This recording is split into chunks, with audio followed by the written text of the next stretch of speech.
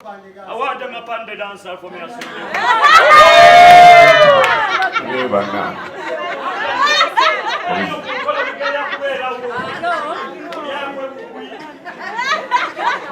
Oye Kabakko!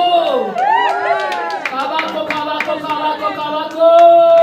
Kale Kabakko gakoduse ngabuli soja kubira wali era ngoli mu kamera kubira wali amabega ngabuli musirikale amani gakutakale bwatatula yabawira no kwegamba bawo ewo muyimbi abo kale wotukide atenga yesawa babituso kubanga bogerako buli mwanga ndiba n'abatabangu lwaki sinze nsembyeyo lwaki osaba engeri gye nkumye papa n'omugole papa security eri tight naki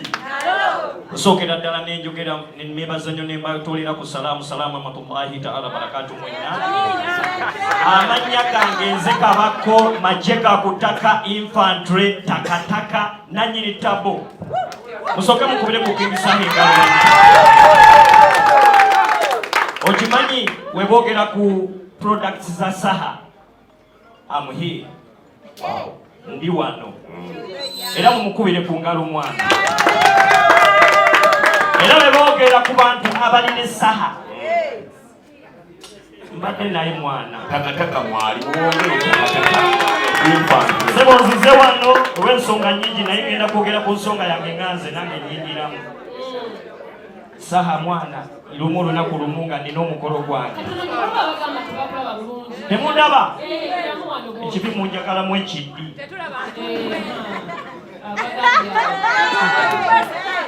obaani atunga obupale olumba Saha nsokera ddala okwebaza mukyala wange antumye naŋŋamba weebale kujja ku mukolo weebale kutuyingiza ono yanyingiza ne mu kidaala nendonayo mukyala embi era mwogedde ku k'empisa ng'empisa naziika ku Saha nina ezange naye nina endala zennakopa ewa Saha nakopamuko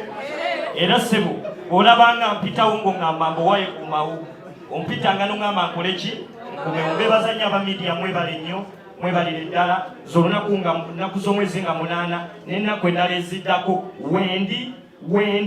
mwendi nja kubakuba omubali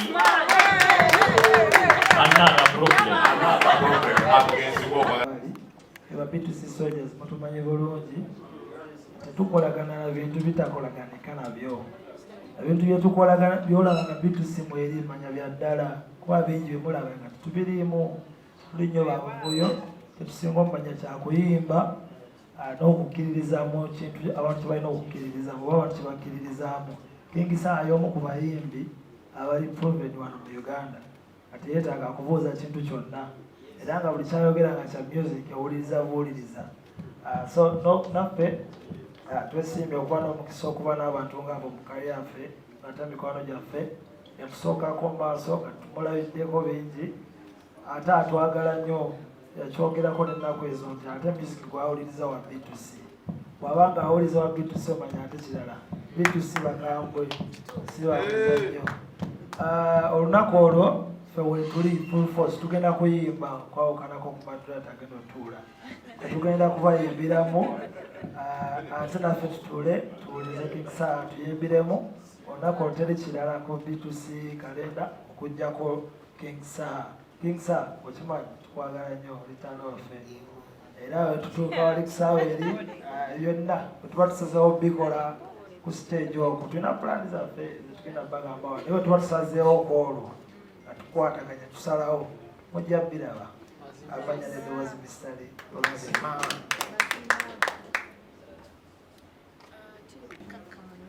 abayimbi mikwano gyaffe bangi naye King Saha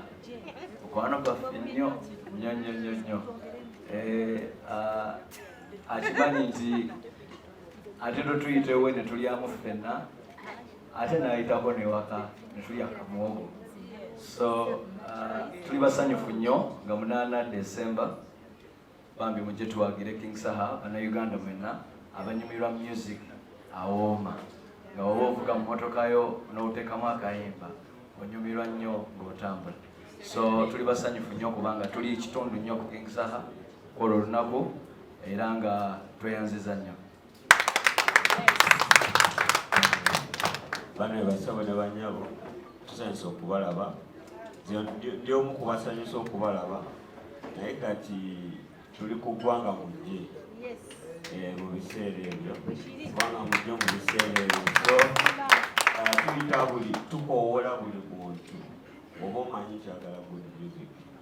jangu olabe omuyimbi ayimba.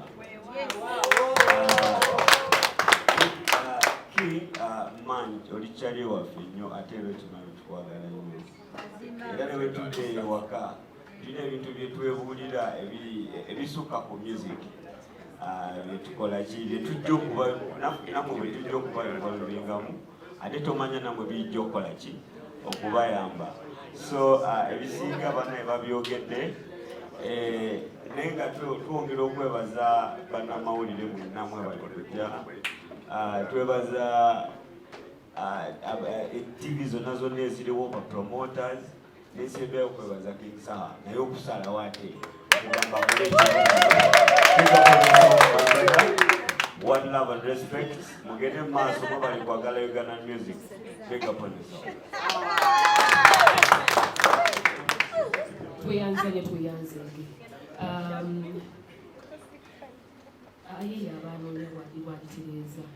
wakakati musajja wabanye naye bannange mu byonna nga bigita nayogera nsaba tusooke twanirize papa Moyi Moses Matovu tumukubireko mu ngali z'akabe omusajja.